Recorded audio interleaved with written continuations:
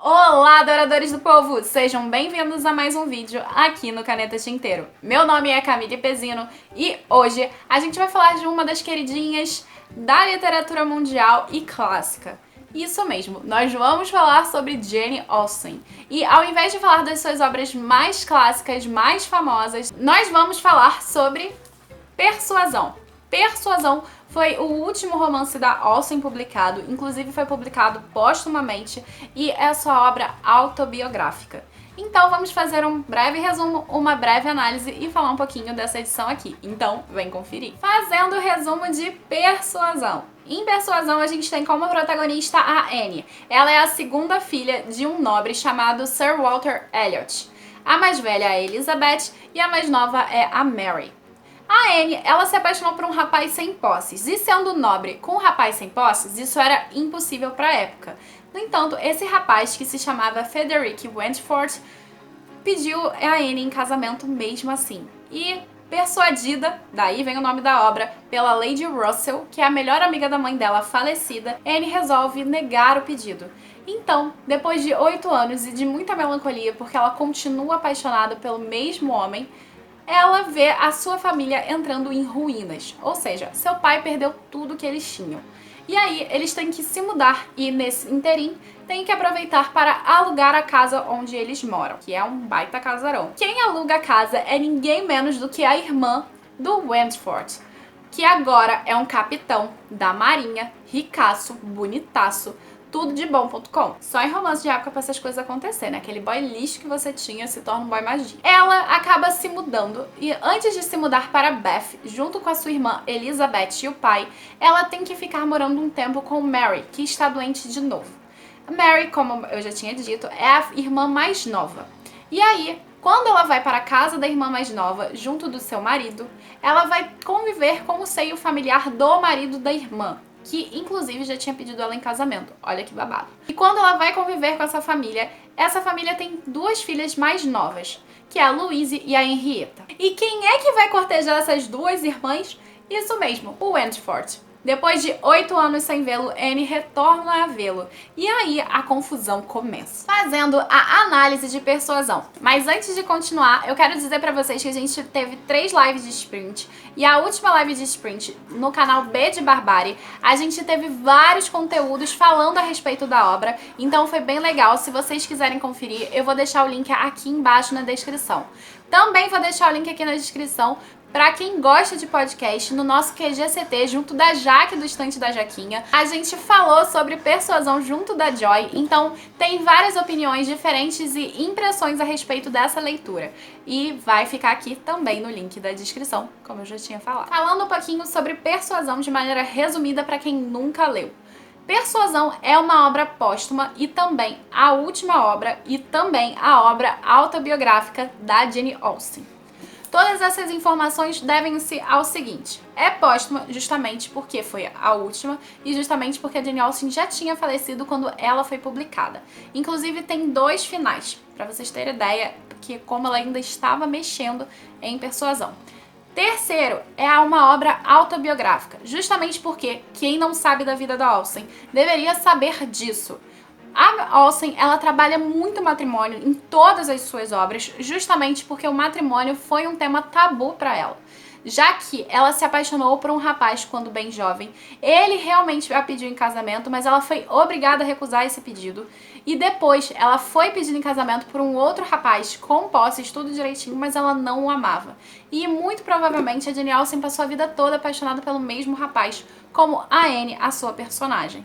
E aqui ela tem um final feliz. Até porque isso aqui é um romance, então meio que assim, dizer que é final feliz não é nem spoiler, né? Então, o que acontece? Aqui a gente tem uma transposição da vida da Jane Austen para as páginas de Persuasion, ou Persuasão. Já que existem vários fatos históricos da própria autora relacionados à personagem Anne.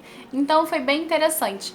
Outra coisa bem legal e que deve ser mencionada é que 2 dos irmãos da Jane Austen trabalhavam na marinha. Então todo o contexto histórico elaborado aqui é essencialmente verdadeiro em relação à marinha, bem como ela utiliza de guerras, cenários políticos e muita coisa interessante, mesmo que acabe sempre trabalhando a zona rural, já que era onde a Jane Austen morava. E muitos dos acontecimentos mais gritantes que aconteciam com a Inglaterra naquela época não atingiam a zona rural. Então, pode parecer que passem despercebidos, mas não passam.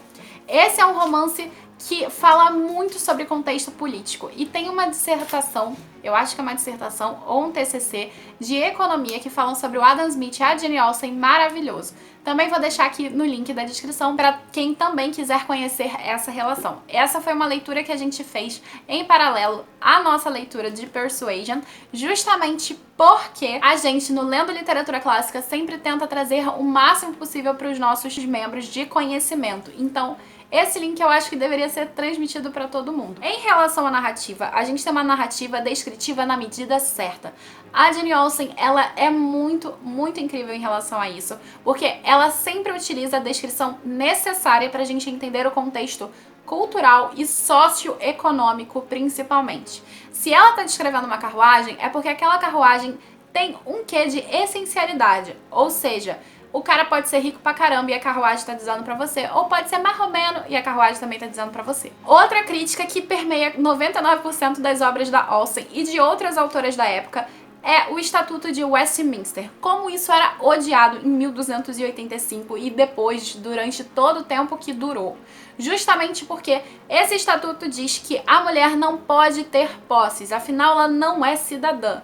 Quem vai tomar a herança é o filho homem. E se o cara não tiver um filho homem, vai ser o parente masculino mais próximo. Então, dentro de Jane Austen, em todas as obras, inclusive em Persuasão, a gente vai encontrar esse tema. Já que o Sir Walter Elliot tem 3 filhas, o parente mais próximo é outro Elliot, que não as meninas. Elas não têm posses e elas têm que se virar com esse cara. Assim, a Jane Austen vai trazendo várias críticas em relação às condições femininas daquela época, em relação a todas as personagens. E embora a gente tenha o foco na Anne, a gente vai vendo muita coisa da Louise, muita coisa da Henrietta, até da própria Lady Russell por trás, e principalmente da Mary, que foi uma coisa que a gente comentou lá no canal da B de Barbárie, que eu e a Bárbara ficamos assim, totalmente com pena da coitada. Além dessa crítica, a Jane Austen foca muito em relação às classes sociais. Como a Anne faz parte de uma nobreza que, por mais que seja nobreza decadente, ainda é nobreza, é impossível para ela, como mulher, ter um relacionamento com um cara sem posses. E isso não acontece com o primo dela, que é o Sir Elliot também, que é o Elliot, que ainda vai ser Sir, que pode ficar com quem quiser, na medida em que ele é homem e principalmente vai ter ser ok se a menina for rica, como que é o fato que acontece aqui. Então ela vai trabalhando também essas relações de classes sociais e de poder e de dinheiro. Com isso, ela vai construindo as personalidades dos personagens e fazendo eles extremamente palpáveis na medida dos acontecimentos. Por exemplo, se a Mary é chata, ela tem motivo para ser insuportável.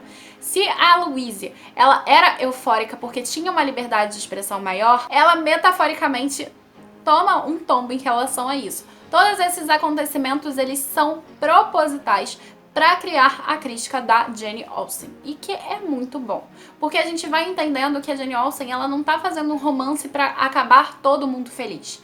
Ela tem uma personagem que acaba feliz, mas o resto acaba na desgraça.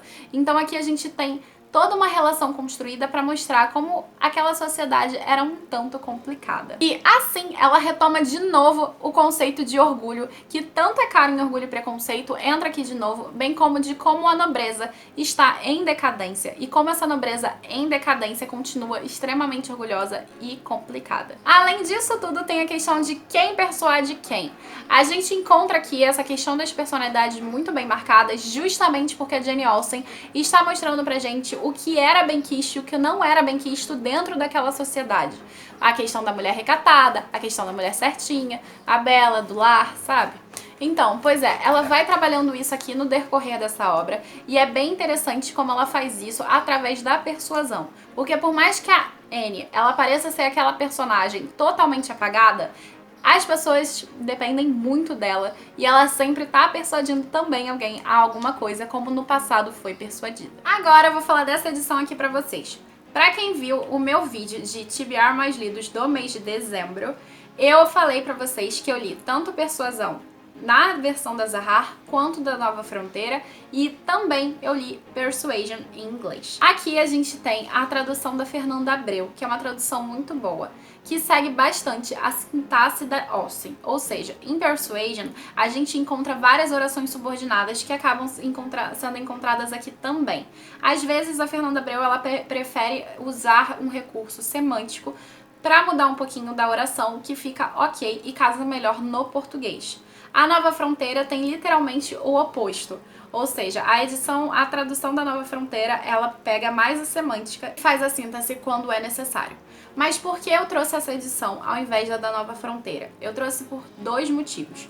O primeiro motivo é que tem novelas extras. Tem Lady Susan, primeiro texto escrito pela Austen quando ela tinha 17 anos, e é muito bom. E o segundo é Jack and Alice, que eu não acho nem tão bom assim, mas Lady Susan vale realmente a pena. E o segundo, que é essa edição específica, que é a edição comentada, traz comentários e notas de rodapé muito bons para contextualização histórica. Por exemplo, porque eles optam pelo café da manhã e a janta e não o almoço, entre outras coisas, como o próprio Estatuto de Westminster. Aqui você encontra várias informações a respeito dele. Então é bem bacana, além de ter uma introdução maravilhosa. Essa edição aqui é capa dura, segue a produção dos clássicos Zahar, então vocês podem ver que o design ele é totalmente clean. A fonte é grande, não tem problema de leitura, bem como o espaçamento também é ok. Então essa aqui é a minha edição recomendada, embora eu acho que na Amazon não tem mais e é muito difícil de achar. Então Zahar, vamos republicar Persuasion. Enfim, gente, esse foi o vídeo de hoje. Eu espero que vocês tenham gostado. Não deixem de se inscrever no canal, ativar o sininho e curtir esse vídeo. E comenta pra mim se vocês já leram Jane Austen, qual é o seu texto favorito, se sim.